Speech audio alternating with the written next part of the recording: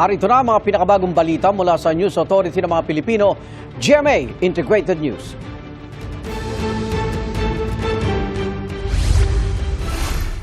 Sunog ng mga bangkay ng isang lalaki at isang babae natagpuan sa loob ng sakyan sa Peñaranda, Nueva Ecija. Ilang gasolinahan pinilahan ng mga naghahabol na magpakarga bago ang pagpatupad ng unang bugso ng big-time oil price hike.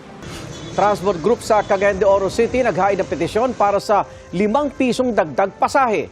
Supplemental budget package para tugunan ng taas presyo sa mga produktong petrolyo ipinanawagan sa Senado.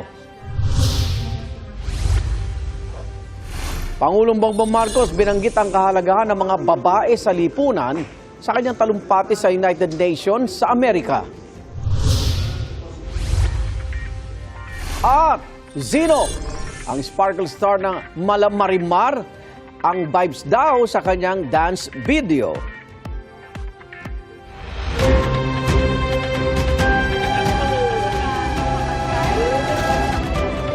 Wala na naman ho dito.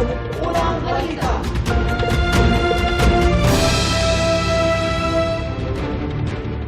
Iga nakipagpulong si Pangulong Bongbong Marcos kay United Nations Secretary General Antonio Guterres sa Amerika, kaugnay sa pagsusulong ng Pilipinas na makakuha ng pwesto sa UN Security Council.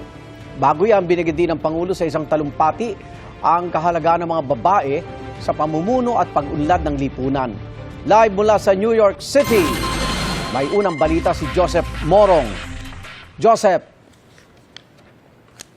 Igan, update muna tayo. Inanunsyo ni Palace Press Officer Undersecretary Claire Castro na hihintayin daw muna ni Pangulong